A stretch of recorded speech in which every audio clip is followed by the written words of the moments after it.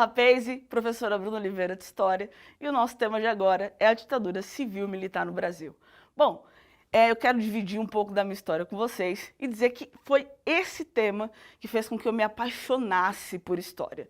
Bom, primeiro que eu não sabia, até isso é uma vergonha, para a gente ver como a nossa educação ela é defasada, ela é um projeto, né, muito bem estruturado para dar errado.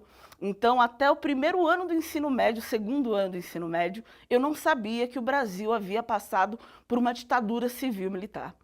Quando eu descubro que o Brasil passou por uma ditadura civil-militar, fico ensandecida e falo, caramba, como a história é louca, como tudo isso vai se repetindo. E aí eu comecei a pirar e eu fui para a faculdade achando que ia falar só sobre ditadura civil-militar. E aí quero compartilhar com vocês um momento que passei, que quando chego no primeiro dia de aula, né, que a gente chama ali os calouros, né, aí chego eu toda animada e tal, aí falei assim, caramba, meu, vou estudar, né, porque na escola a gente só estuda história que a gente é obrigado, aqui eu vou estudar só o que eu quero, eu e minha doce ilusão, aos 19 anos de idade. Aí cheguei, primeira coisa que eu falei, a aula era de teoria da história. Eu não sabia nem que história tinha teoria. Aí eu cheguei, comentei com um coleguinha, falei, poxa, que aula chata do caramba, hein? Aí a minha professora, que estava olhando para a lousa, ela simplesmente virou, abaixou o óculos, parece que ela olhava na minha direção, cara, mas ela nem me viu. Ela falou assim, bom, para aqueles que estão reclamando, hoje a aula é de teoria da história. Se vocês chegarem ao quarto semestre, vocês vão falar de ditadura. Agora se concentrem. Falei, danada, ou ficar aqui te atormentando até o final do curso. E fiquei. E aí eu gostaria de indicar a vocês o filme que me fez conhecer a ditadura civil-militar, me apaixonar por ela e, sobretudo, porque é sob a perspectiva de olhar de uma mãe, Zuzu Angel. É um filme maravilhoso, é um filme que vai mexer com você, com certeza. E é um filme que vai fazer com que argumentos como os tais, mas só sofria quem era vagabundo, porque é esse o termo que era usado, tá? Não estou querendo aqui falar palavrão, não. Esse rebanho de safado, e por aí vai. Só os comunistas sofreram na ditadura, né? E esses comunistas, na verdade, que eles tanto diziam, eram estudantes que se organizaram ali e tentaram derrubar o regime vigente. Gostaria de chamar a atenção de vocês para essa arte linda, não que seja lindo o ato, mas essa arte linda feita pela desenhista maravilhosa, a Dai, que trouxe muita realidade ao que simbolizou, de fato, a ditadura civil-militar no Brasil. É o esconder de corpos, né? Ou seja, nós tivemos recentemente no Brasil uma comissão da verdade, e essa comissão da verdade previa, né, que nós então descobríssemos de fato o número de mortos e desaparecidos na ditadura civil-militar, os documentos queimados e por aí vai. Mas só que muito da ditadura se perdeu. E muito da ditadura se perdeu porque os militares não saíram do poder e não deixaram provas contra eles mesmos. E essa dita Comissão da Verdade, ela contou com a presença da Marinha, de representantes do Exército. Então percebe que não tem como ser algo que vá ser completamente imparcial se você está contando pela visão de quem torturou, pela visão de quem matou. O Brasil é um dos poucos países da América Latina que não conseguiu e não fez ainda, de fato, uma, digamos assim, reparação histórica, né, ao fato de falar, olha, a ditadura civil-militar foi uma atrocidade cometida no Brasil e nós precisamos mudar isso, e ela foi uma atrocidade por isso, isso e isso. E por isso, justamente por nós não termos essa experiência e só vermos a história por um lado unilateral, é que as pessoas continuam pedindo a volta daquilo que elas nunca conheceram. Bom, aí as pessoas falam, mas não tinha corrupção no Brasil. Muito pelo contrário, a corrupção estava em alta. Havia uma diferença, não havia investigação. Se não há investigação, logo não há como descobrir as falcatruas que eram colocadas ali. Mas antes disso, vamos lá, vamos retomando aqui. Entenderam aí basicamente esse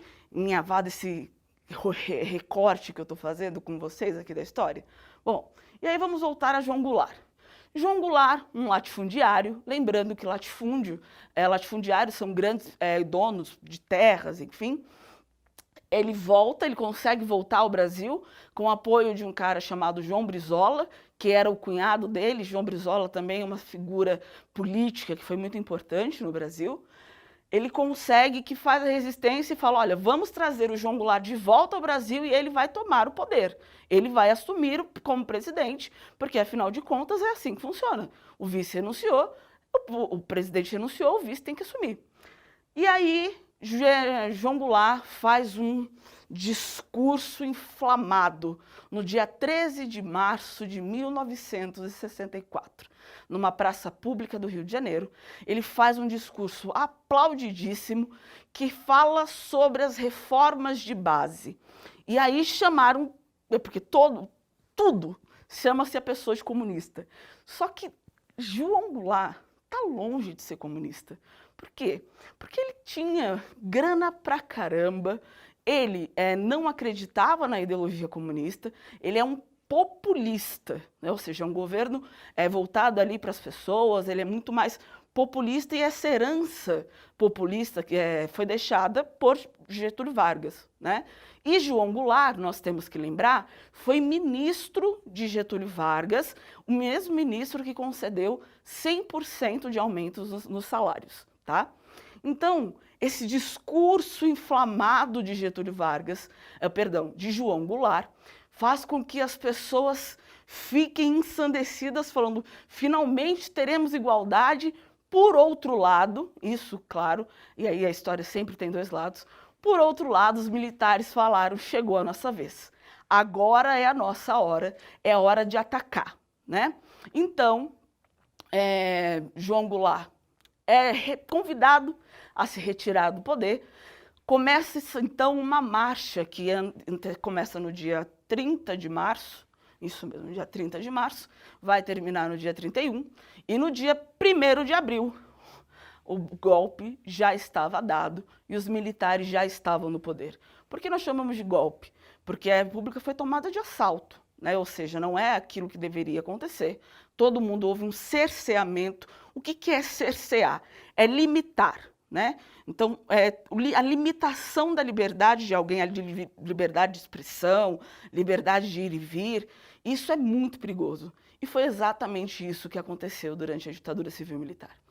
Castelo Branco, o primeiro presidente a assumir, mas ele já estava muito doente, né? Já estava muito velho, enfim, e para ele não compensava mais ficar no poder, e logo ele passa aí para Costa e Silva, enfim. E aí, o golpe é legitimado 2 dias depois.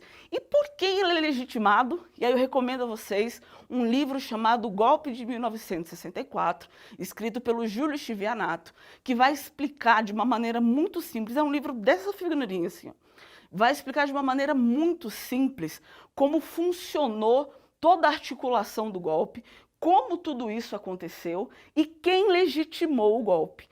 Quem legitima o golpe no Brasil é os Estados Unidos, são os Estados Unidos. Por quê? Porque a justificativa que era dada é porque aqui havia se instalado o comunismo. E os Estados Unidos sempre teve ali uma rixa, né? Nós não podemos esquecer da Primeira Guerra, da Segunda Guerra Mundial, da Guerra Fria, que foi entre Estados Unidos diretamente e Rússia, né? Então os Estados Unidos estavam procurando combater veementemente qualquer pensamento, qualquer esboço de reação. Então, nós temos aí os Estados Unidos falando, olha, tem comunista lá na Rússia, vamos perseguir esses comunistas, tudo safado. E a ideia é, nós não podemos deixar o comunismo se estabelecer no Brasil.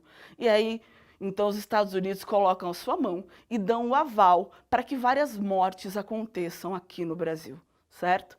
Bom, e aqui, corrupção em alta, como eu já falei para vocês.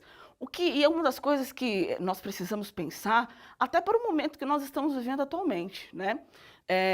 Vejam, em um outro governo, nós temos uma polícia, a Polícia Federal, que é responsável por fiscalizar o poder federativo, que no caso é o presidente, né? Então, assim, a Polícia Federal tinha autonomia em um dado governo, recentemente, para poder fiscalizar tudo, investigar tudo da melhor forma possível. E é por isso que nós achamos que estava ocorrendo tanta corrupção. E era justamente o contrário. Não é porque, quando começa a haver investigação, nós começamos a ver a corrupção, entende? Então, assim, hoje nós estamos no momento em que a comissão, meu Deus, como é que eu chamo? Como é que eu vou explicar para vocês, assim, sem parecer tendenciosa?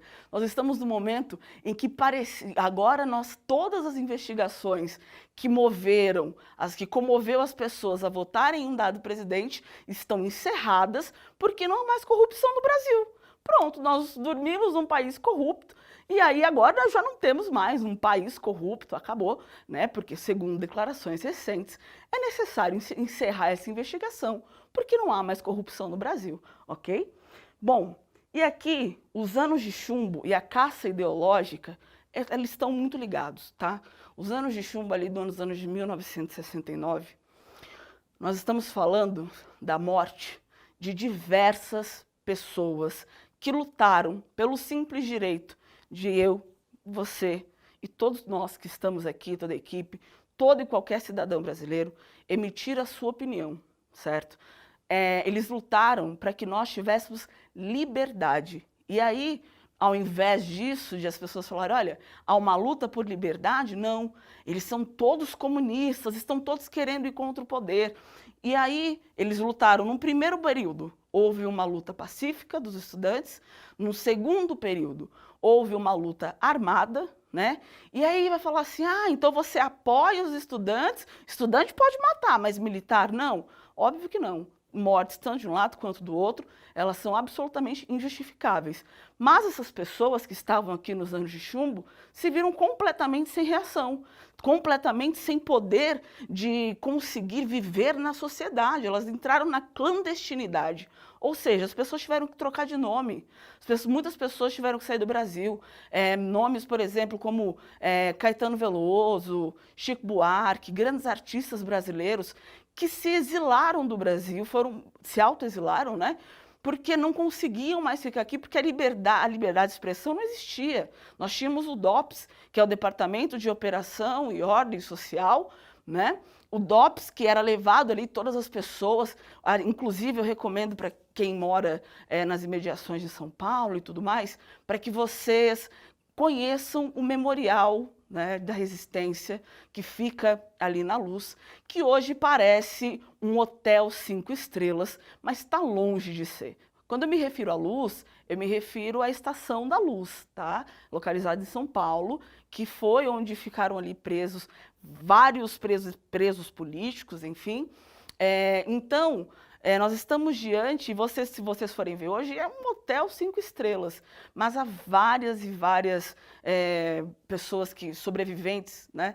E quando você vai lá, você ouve as histórias das pessoas. E eu peço a vocês, deixo a vocês aqui como um pedido, para que vocês procurem relatos de sobreviventes da ditadura civil-militar, né? Sobreviventes da resistência, para que vocês consigam ter a ideia da dimensão do que foi o horror da ditadura civil-militar no Brasil. A ditadura matou muitas pessoas, perseguiu, não deixou o país mais seguro, muito pelo contrário, né? Então, assim, é importante que a gente saiba que a ditadura foi uma vergonha no Brasil. E ela é uma vergonha ainda hoje, porque nós temos os resquícios da ditadura ainda na nossa redemocratização. Bom, então é importante que vocês entendam que quando os militares saíram do poder, eles deixaram tudo muito pronto para eles. Aí eles saem do poder em 1986, com João Figueiredo, né? E aí ele disse, olha, o fim da ditadura civil-militar vai ser lento, gradual e seguro. Ou seja, não vai basicamente punir ninguém. A anistia, ou seja, a anistia é o perdão, né, que é concedido a pessoas que fizeram atos que um ou outro acha injustificáveis. A anistia foi concedida para todos os militares e para alguns brasileiros que estavam do lado de fora. Ou seja, quem tem sangue nas mãos não pode votar. Ou seja, quem matou algum militar não vai poder voltar ao Brasil, mas os militares que mataram à torta e à direita, não só poderão ficar, como também não terão de responder pelos seus crimes, né? Então, esse foi o nosso bate-papo. Nós falamos sobre a ditadura, sobre suas diversas manobras e viés, o discurso de João Goulart, o golpe que foi legitimado pelos Estados Unidos, a corrupção que estava em alta, a caça ideológica e os anos de chumbo. Eu sugiro que vocês tirem uma foto da lousa para que vocês possam estudar e tirarem dúvidas em quaisquer outros momentos. É isso, tamo junto, é nóis, até a próxima.